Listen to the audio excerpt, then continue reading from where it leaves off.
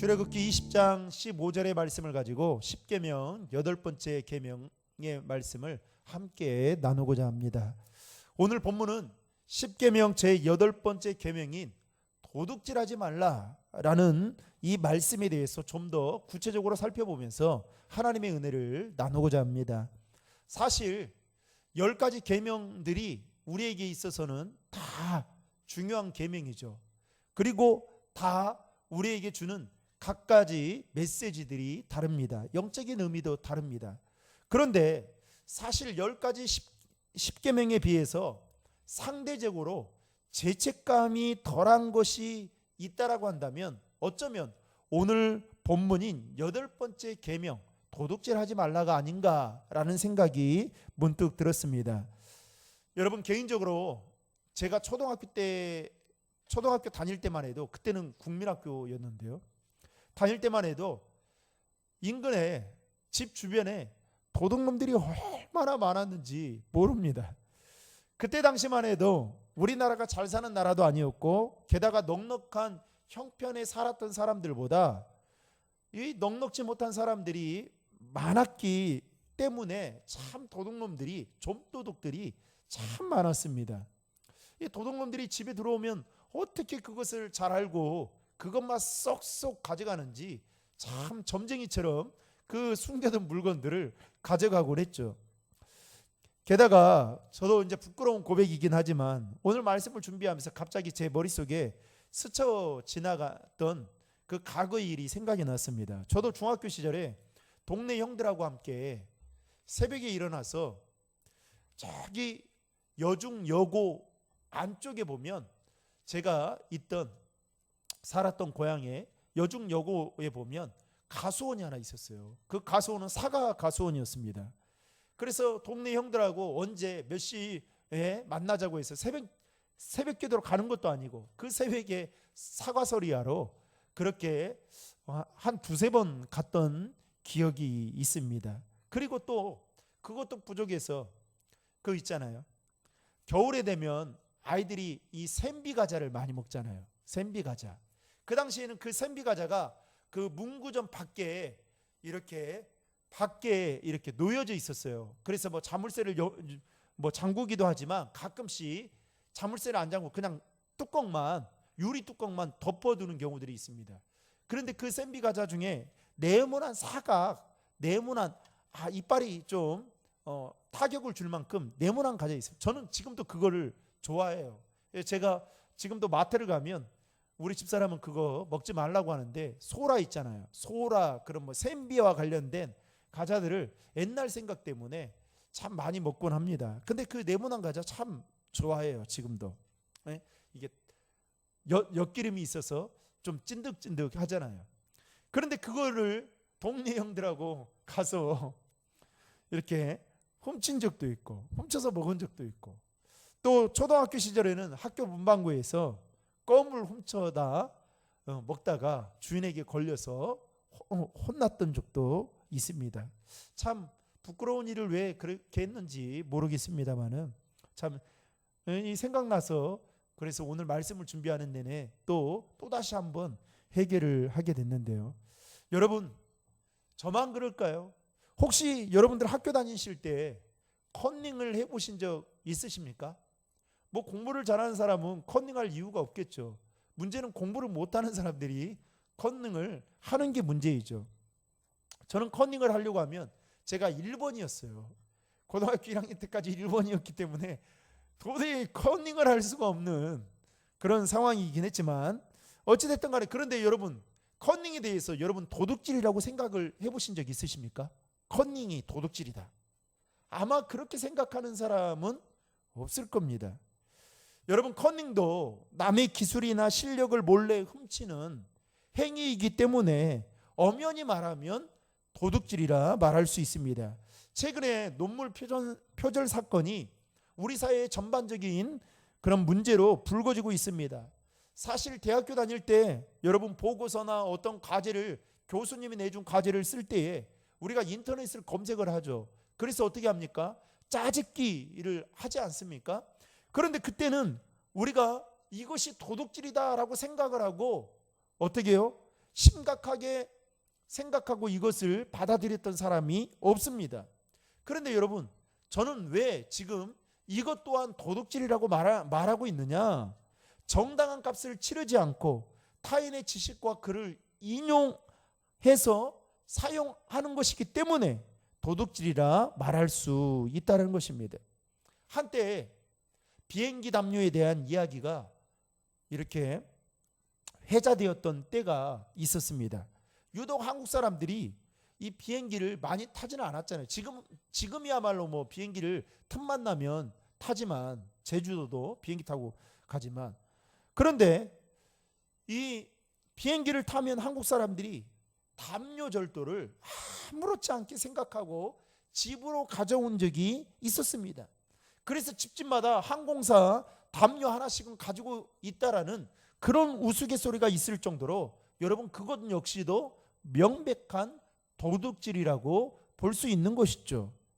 또 영화표를 예매할 때에 청년인데 자기는 성인처럼 보여준다고 해서 성인 티켓을 끊어야 되는데 청소년 티켓을 끊는다거나, 아니면 택시를 운전하는 기사님들 중에는 미터기를 속여서 바가지 요금을 받는다거나, 아니면 정육점 하시는 분들은 저울추를 속여서 장사를 하는 그 행위, 이거는 명백한 도둑질에 해당되는 것이다 볼 수 있는 것입니다. 이것뿐만이 아니라 노동자의 노동력을 착취하는 고용주, 그러면서도 임금을 제대로 주지 않는 행위 역시 여러분 심각한 도둑질이라고 볼 수 있는 것이죠. 반대로 맡은 일에 깨를 부려서 깨를 부리는 노동자, 이것 또한 도둑질을 하는 거나 마찬가지라고 볼 수 있는 것입니다. 게다가 세금을 부정직하게 납부하는 사람, 이자를 제때 갚지 않는 이 채무자, 이것 또한 다 남의 것을 도둑질하는 거라고 볼 수 있다는 것입니다.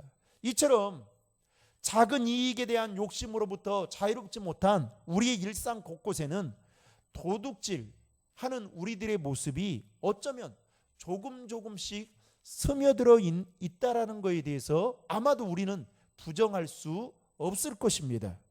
성경에 보면 도둑질은 인간이 저지른 최초의 범죄였습니다. 아담과 하와가 에덴 동산에서 선악과를 따먹은 일, 이거는 엄밀히 말하면 도둑질이었던 것이죠. 그래서 이것이 최초의 범죄였습니다. 창세기 31장에 보면 라헬이 야곱과 함께 아버지 라반의 집을 나올 때에 그걸 뭘 합니까? 아버지의 드라빔, 곧 이방 신상을 치마 속에 숨겨서 도둑질해서 나오는 장면이 소개되고 있습니다. 그뿐만 아니라 사람의 마음을 도둑질한 대표적인 사건을 든다면 압살롬이라는 사람을 들 수가 있죠. 다윗의 아들 압살롬이 아버지의 왕권을 도둑질하기 위해서 성문에 있다가 자신의 아버지를 찾아오는 사람들에게 한대하여 그들의 마음을 얻게 됩니다. 그런데 성경은 뭐라고 표현하고 있냐면, 히브리어로 보면 그 압살롬이 하는 행동에 대해서 히브리어로 가나부라고 이야기합니다. 이 가나부가 뭐냐? 도둑질이라는 말입니다. 즉 사람의 마음을 훔친 것도 도둑질이라는 것. 잘못된 목적을 위해서 사람의 한심을 사는 것, 그래서 다른 이야기에 가야 할 마음을 훔치는 것 또한 도둑질로 성경은 보고 있다라는 것입니다. 더욱이 10계명 8계명은 단지 무엇을 훔치느냐의 문제만이 아니라 누구의 것을 훔치느냐의 문제도 내포되어져 있다라는 것입니다. 그래서 특히 사람의 것을 훔치는 것, 이것도 도둑질이지만 성경은 무엇을 이야기하고 있냐? 하나님의 것을 도둑질하는 문제에 대해서도 다루고 있다라는 것입니다. 여러분, 여호수아 7장에 보면 이스라엘 백성들이 여리고성을 정복한 후에 아간이라는 이 사람이 아름다운 외투 한 벌, 그리고 은 200세겔, 그리고 50세겔이 되기는 금덩이를 하나를 보고 탐을 냅니다. 근데 하나님께서 뭐라고 말합니까? 그것들을 취하지 말라고 했잖아요.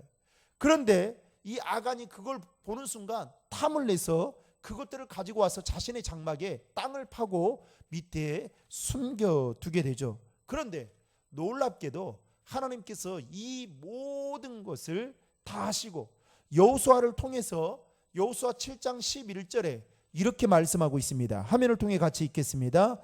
이스라엘이 범죄하여 내가 그들에게 명령한 나의 언약을 어겼으며 또한 그들이 온전히 바친 물건을 가져가고 도둑질하며 속이고 그것을 그들의 물건들 가운데 두었느니라.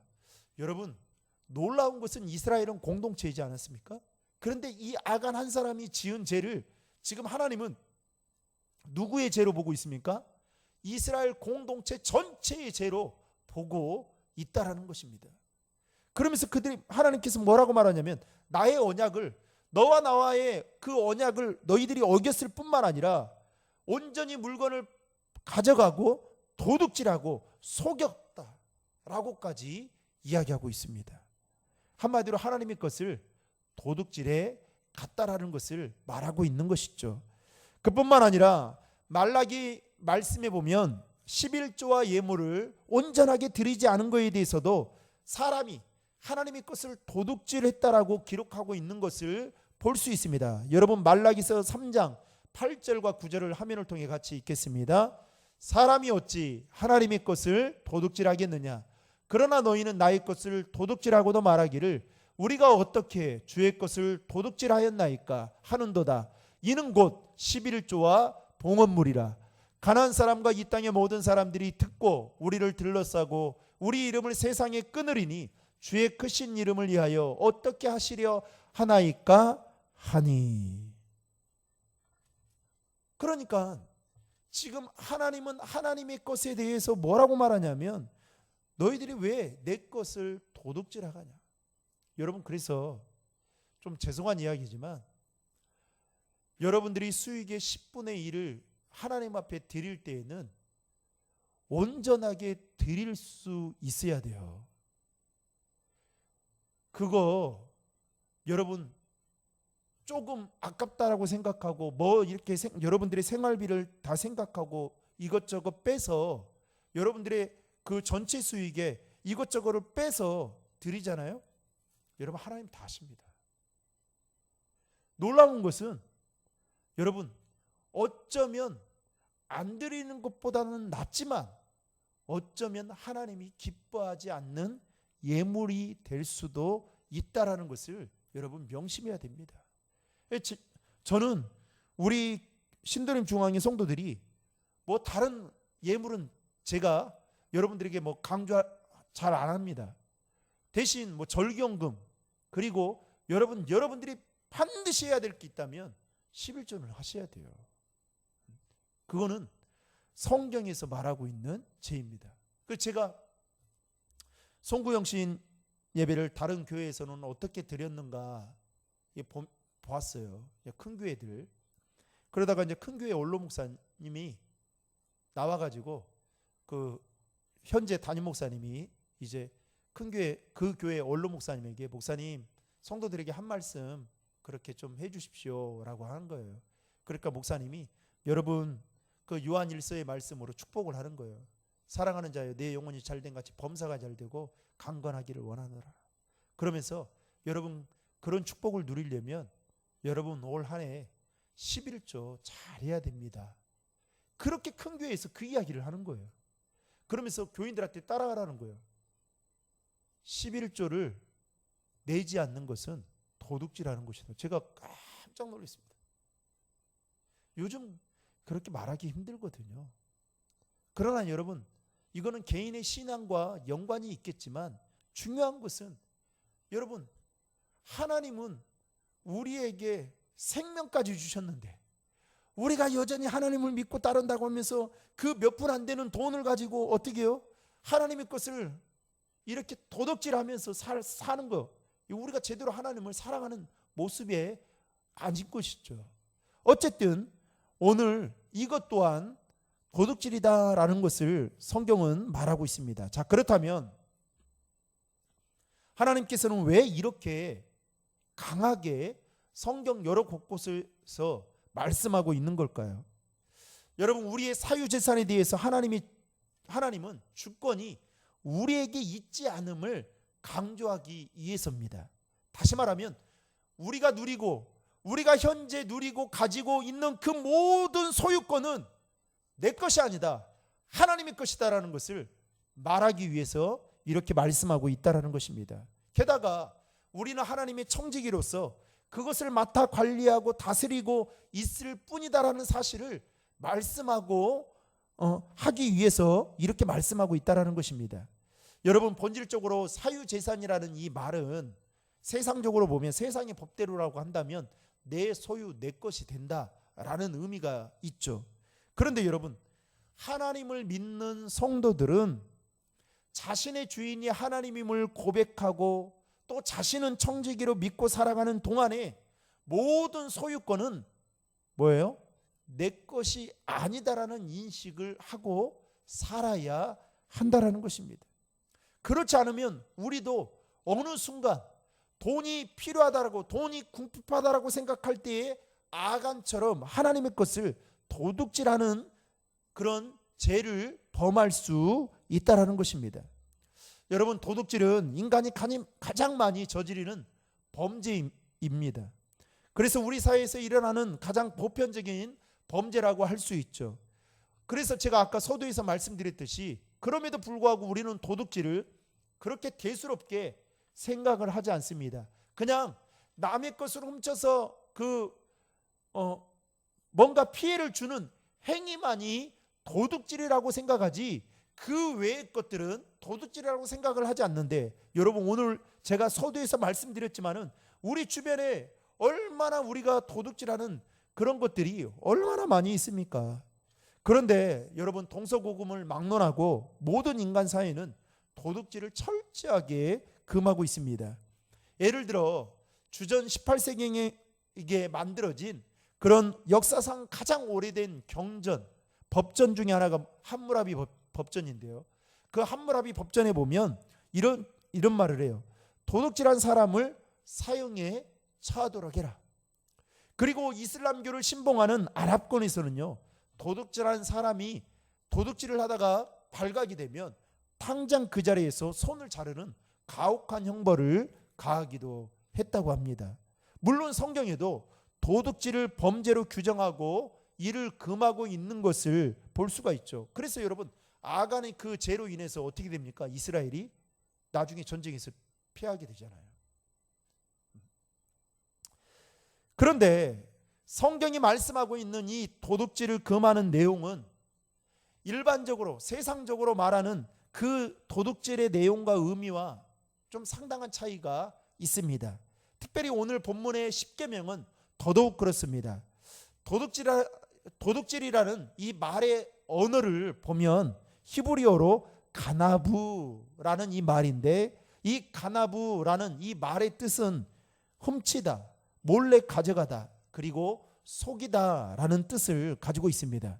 한마디로 도둑질이란 자기의 것이 아닌 것을 몰래 자기의 것으로 삼는 것을 말한다는 것이죠.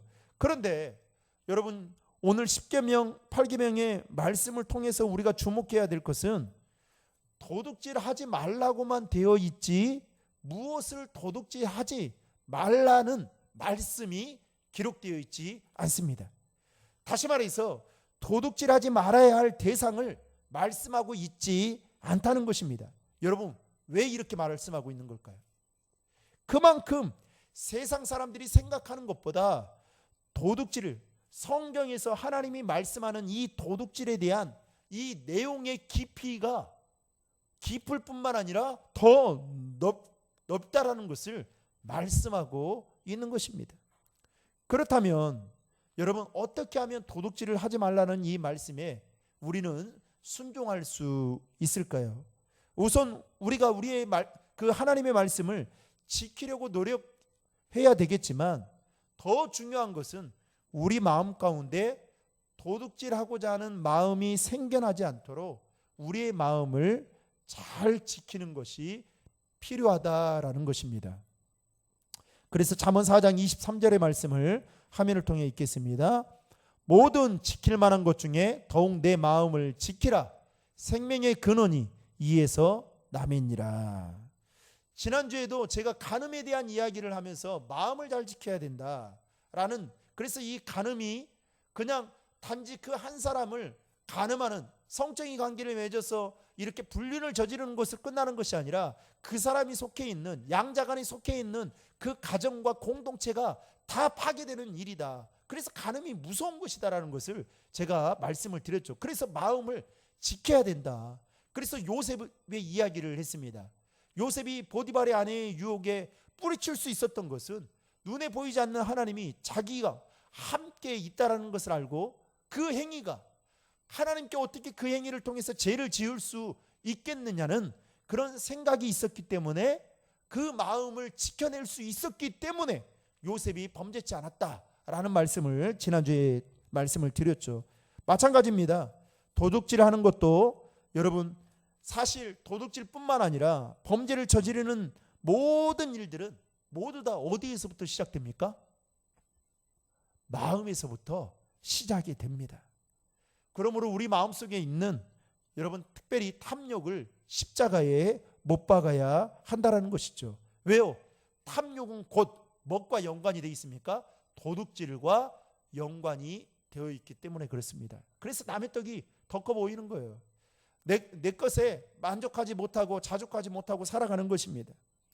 또한 탐심을 이기는 것, 이것은 우리의 힘으로 불가능한 것이기 때문에 기도 외에는 답이 없다라는 것을 알고 우리는 더욱 힘써 기도해야 할 것입니다. 또 하나 중요한 것은 우리가 도둑질하지 않는 좋은 습관을 몸에 배게 하는 게 중요하다라는 것입니다. 다시 말하면 사소한 도둑질이라도 처음부터 하지 않는 습관을 기르는 게 중요하다라는 것입니다. 여러분 범죄 심리학에 보면 깨어진 유리창이라는 이론이 있습니다. 이 이론은 어떤 이론이냐? 깨진 유리창을 방치해 두면 그 지점을 중심으로 해서 범죄가 확산이 된다라는 이론입니다. 다시 말하면 어떤 낙서나 깨어진 그 유리창 파손과 같은 경미한 범죄를 방치하게 되면 엄청나게 큰 범죄가 늘어나게 된다라는 것이죠. 실제로요. 1994년도에 뉴욕시에서 이 이론을 깨진 유리창 이론의 실험을 해본 적이 있었습니다. 뉴욕 지하철에 가보니까요. 이 지저분한 낙서로 그냥 온통 사방이 다 낙서판인 거예요. 그리고 얼마나 낙서가 많고 방대하든지 뉴욕시에서 이 낙서를 한 것을 지우기로 마음을 먹고 그 일을 하기 시작했는데 여러분 시간이 무려 2년의 시간이 걸렸다고 합니다. 2년 동안. 그리고요 엄청나게 많은 예산을 투입하게 된 겁니다. 그런데 그때 뉴욕시에 있던 시민들이 그것을 보고 참 서로 이 예산을 이렇게 많은 예산과 인원들을 낭비한다고 해가지고 얼마나 반대가 심했는지 모릅니다.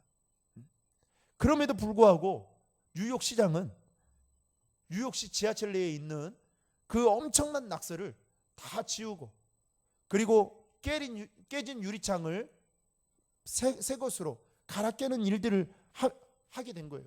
그런데 여러분 놀라운 일이 벌어졌습니다. 낙서를 지우는 도중에요. 지하철 범죄가 눈에 띄게 줄었다는 것입니다. 그리고 심지어는 낙서를 다 지우는 공사를 마치고 난 후에는 여러분 범죄가요 75%나 감소가 되었다고 합니다. 그러니까 있잖아요. 막 우중충한 동네, 어두운 동네 이런 데 가면 어떻게 해요? 도둑놈들 깡패들이 많은 거예요. 이런 겁니다. 그래서 뉴욕시는 이 유리창이 깨지고 낙서가 많아지면 범죄할 환경이 조성된다라고 생각을 해서 그 유리창도 새 것으로 다 교체하고 낙서도 다 지운 결과 범죄를 예방할 수 있게 되었다라는 것입니다. 여러분 우리 속담에 바늘도둑이 뭐 된다고요? 소도둑 된다라는 말이 있습니다. 사소하고 경미한 도둑질하는 습관이 우리의 삶에 자리 잡지 못하도록 하는 일이 중요하다라는 것이죠. 그래서 여러분 그 자녀들 중에 가끔 이제 어렸을 때 부모님의 그 지갑을 손대는 경우들이 있잖아요. 있어요. 그러면 뭐 1,000원, 뭐 1,000원을 뺐는데 나중에는 보니까 좀 더 커져서 5,000원 빼고 그다음 10,000원만 빼고 그러다가 이제 더 큰 손을 대는 거죠.